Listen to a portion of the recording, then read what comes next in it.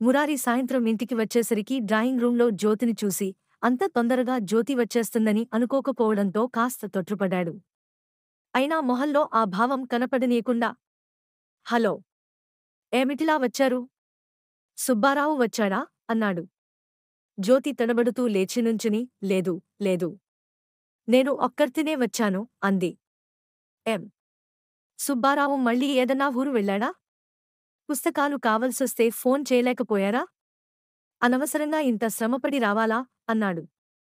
అతి మామూలుగా వచ్చి మరో సోఫాలో సావకాశంగా జారిగిలబడి బూట్లు విప్పసాగాడు. అసలే తనిలా వచ్చానని ఎలా చెప్పడమో అర్థంకాక ఇందాకటి నుంచి సతమతమైపోతున్న జ్యోతి మురారి అతి మామూలుగా వచ్చిందనుకుని మాట్లాడుతుంటే ఏం చెప్పాలో తెలియక గాభరాపడింది. అసలు సూట్ కేసుతో జ్యోతి రాగానే నాయర్ ఆశ్చర్యంగా చూశాడు. అతని మొహం చూసి జ్యోతి కాస్త సిగ్గుపడి, ఈ సూట్ కేస్ లోపల పెట్టు. మీ అయ్యగారితో పనివుండి వచ్చాను అంది. సాయంత్రం మురారి వచ్చలోగా నాయరు కోసం వచ్చిన ఇద్దరు, ముగ్గురు పనివాళ్లు, పేపరువాడు, పాలవాడు, పనిమనిషి, పోస్ట్ మాన్ అందరూ మురారి ఇంట్లో స్త్రీని చూసి ఆశ్చర్యంగా చూశారు.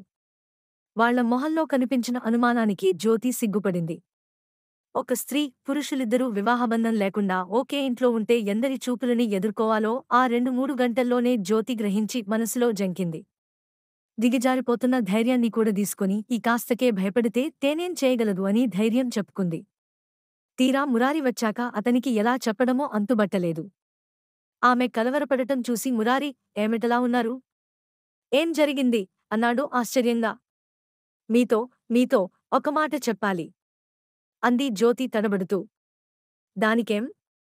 చెప్పండి అని మామూలుగా అన్నాడు మురారి.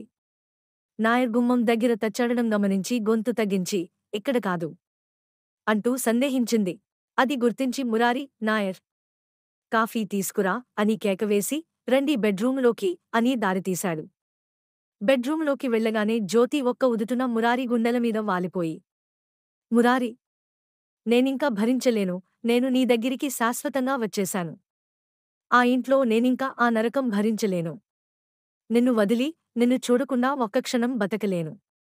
నీకోసం లోకాన్ని, కట్టుకున్న భర్తని కాదని తెగించి వచ్చేశాను. Murari, I love you. నువ్వు లేనిదే బతకలేకపోతున్నాను. ఆయనతో నేను నరకం చూస్తున్నాను. నువ్వు కన్పించాక నీకోసమే నేను వెతుకుతున్నానని తెలిసిపోయింది. నీకోసం అన్ని బంధాలని తెంచుకుని వచ్చేశాను. ఎవరేమన్నా అనుకున్నా నాకు భయం లేదు. నువ్వు కావాలి నాకు. నన్ను దూరం చేయకు. నువ్వు కాదంటే చచ్చిపోతాను. ఇన్నాళ్ల ఆవేదన, ఎప్పటి ఆరాటం, ఆవేశం అన్నీ కలిసి జ్యోతి ఉన్మాదిని అయిపోయింది. ఏమంటున్నదీ తెలియకుండానే అతనికి మొహం చూపలేక అతని గుండెలమీద వారిపోయి పిచ్చిదానిలా ఏడుస్తూ బేలగా అనేసింది. ఆ హఠాత్ సంఘటనకి మురారి దిమ్మెరపోయాడు. ఏదో చెబుతుందనుకున్నాడు, కాని అలా చేస్తుందనుకోలేదు. ఒక్క క్షణం కర్తవ్య విమూఢుడిలా అయిపోయాడు. మురారి, ప్లీజ్ మాట్లాడు. నీ మౌనం నేను భరించలేను. నన్ను దగాచేయకు. నిన్నే నమ్మి అన్నీ వదులుకుని వచ్చాను. నాకు నీ దగ్గర చోటియ్యి. నాకు అన్యాయం చేయకు. ఆమె గొంతు పూడిపోయింది. గొంతు వరకు దుమఖం పొంగిపొర్లగా ఇంకా మాట్లాడలేక అతని చుట్టూ చేతులు బిగించి అతని గుండెలకి మొహం రుద్దుతూ ఏడవసాగింది. మురారి ఇంతసేపటికి తేరుకున్నాడు. జ్యోతిగారు ఏమిటిది? వదలండి. లెండి ముందు. వదలండి. ప్లీజ్ అన్నాడు వణుకుతున్న గొంతుతో. ఓహో, వదలను. వదిలితే దూరం అయిపోతావు. నువ్వు దూరమైతే నాకు బతుకులేదు. ఇంకా పిచ్చిగా ఏడుస్తూనే ఉంది. మురారి ఇంకా భరించలేక బలవంతంగా జ్యోతి చేతులు విడదీసి ఆమె చేతులనుంచి బయటపడి దూరంగా జరిగాడు. అతని మొహం సిగ్గుతో కందిపోయింది. జ్యోతి, ఏమిటిది? మతి ఉండే ప్రవర్తిస్తున్నారా? తీవ్రంగా అన్నాడు. మతి? ఆ మతి నిన్ను చూసిన రోజునే పోయింది. జ్యోతి అక్కడ పక్కమీద కూలబడి వెరిగా నవ్వి అంది. నిజమే. మీరసలు స్పృహలో లేరని, మతి చలించిందని అర్థం అవుతుంది. లేకపోతే ఏమిటిది? నేనెవరో మీకు గుర్తులేకపోయినా మీరెవరో నాకు గుర్తు ఉంది. స్నేహితుని భార్య సోదరిలాంటిదన్న జ్ఞానం నాకుంది. మురారి ఇంకా ఏదో అనబోయేటంతలో జ్యోతి ఒక్క ఉదుటున మళ్లీ మురారి దగ్గరికి వచ్చి అతని మీదపడి, వద్దు, అలా అనుకు మురారి. నేను నీకు సోదరిని కాను. ఆ వావి వరసలు వద్దు. నాకు ఆ పాపపుణ్యాలు వద్దు. ఎప్పటి నరకమో నాకు అక్కరలేదు. ఇప్పటి స్వర్గమే నాకు కావాలి. నన్ను నిరాకరించకు. నాకు ఈ మాటలు చెప్పి పిరికిదాన్ని చేయకు. నన్ను కాదనకు మురారి. నన్ను పెళ్లి చేసుకో కన్నీళ్ల మధ్య దీనంగా అంది. మురారి విసురుగా జ్యోతిని తప్పించుకున్నాడు. ఆ వావివరసలు నీవు మరిచిపోయావేమో. నేను మరిచిపోలేదు జ్యోతి. పాపం, పుణ్యమంటే నీకు భీతిలేదేమో, నాకు ఉంది. స్నేహితుడి భార్యని కోరేటంత నీచుడ్ని కాను. అసలు నీకీ అభిప్రాయం ఎలా వచ్చింది? తీక్షణంగా అన్నాడు. జ్యోతి మురారి మాట్లాడుతున్నది అర్థంకానట్టు వెర్రిదానిలా చూసింది. జ్యోతి, ఏమిటిదంతా? అసలు నీవు ఇక్కడికి ఎందుకు వచ్చావు?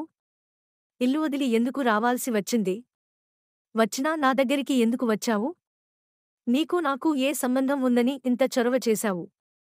నిన్ను పెళ్లి చేసుకోవాలా? పెళ్లైన దానివి నిన్ను పెళ్లి చేసుకునే కర్మ నాకేమిటి? నీమాత్రం అందగత్తెలు నాకింకెవరూ దొరకరనా నిన్ను చేసుకోవాలి? నీకు మతి గతించిందా? స్పృహలో ఉండే మాట్లాడుతున్నావా? తీక్షణంగా అడిగాడు మురారి. మురారి అలా మాట్లాడుతుంటే గుడ్లప్పగించి చూసింది జ్యోతి వెర్రిదానిలా. మురారి, నేనంటే నీకిష్టం లేదు? నన్ను పెళ్లి చేసుకోవా? తనలో తాను గొణుక్కున్నట్టు పిచ్చిగా చూసి నిలబడలేనట్లు మంచంమీద కూలబడింది.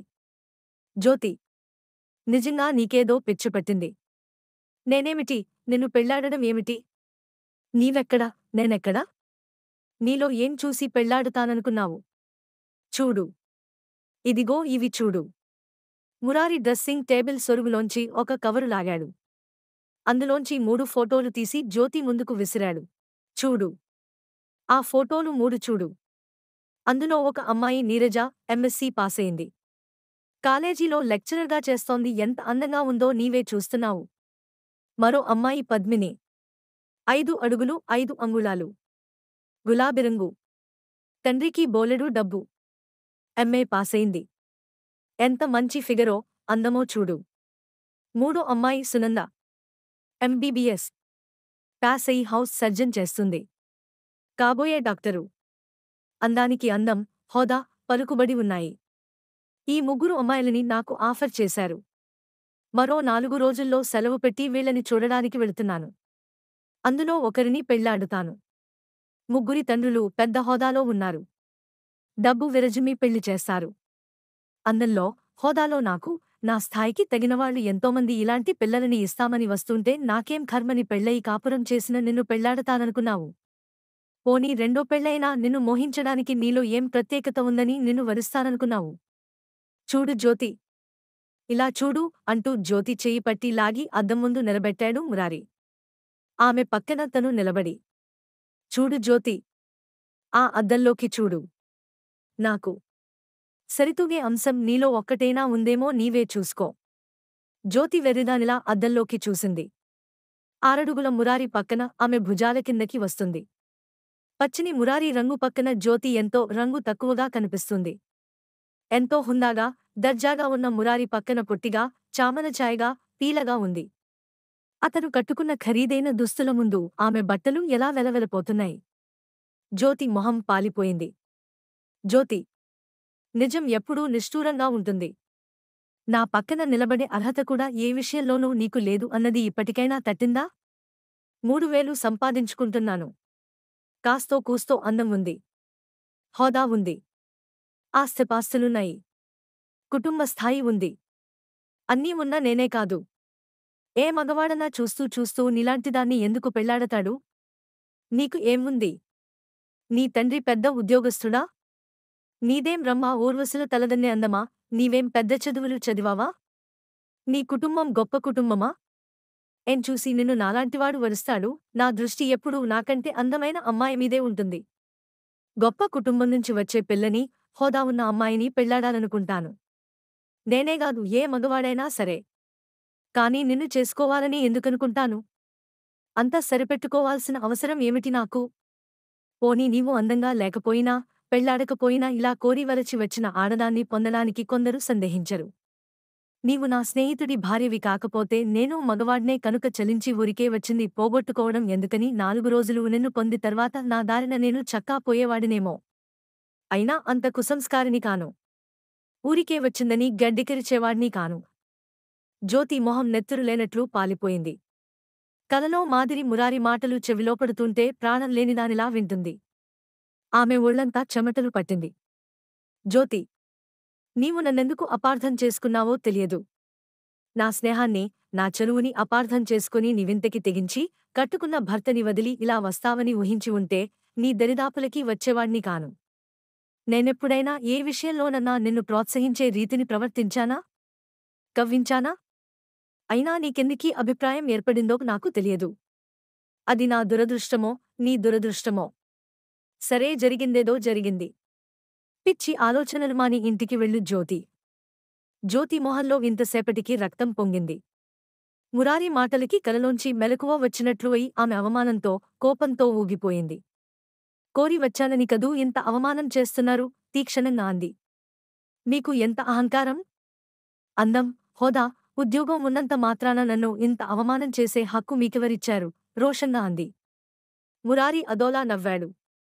ఆ హక్కు నువ్వే ఇచ్చావు. ఇక్కడికి వచ్చి నిన్ను నువ్వే చులకన చేసుకున్నావు జ్యోతి. జ్యోతి చురుకుగా చూసింది. ఇల్లు వదిలిన ఆడదంటే రోడ్డు మీద ముష్టివాడికి కూడా చులకనే అవుతుంది.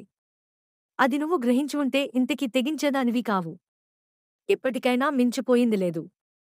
సుబ్బారావులాంటి భర్త దొరకడం నీ అదృష్టం. అతను మిమ్మల్ని ఇప్పటికీ థ్యాంక్ యూ ఫర్ వాచింగ్. కోరికలే గుర్రాలైతే ఈ కథని నేను పార్ట్ వైజ్గా అప్లోడ్ చేస్తున్నాను. ఈ స్టోరీ చాలా ఇంట్రెస్టింగ్గా ఉంటుంది. ముందు అప్లోడ్ చేసే వీడియోస్ అన్ని వినిన తర్వాత ఈ వీడియోని కంటిన్యూ చేయండి. నా ఛానల్ సబ్స్క్రైబ్ చేసి నన్ను సపోర్ట్ చేస్తారని ఆశిస్తున్నాను. Thank you for watching.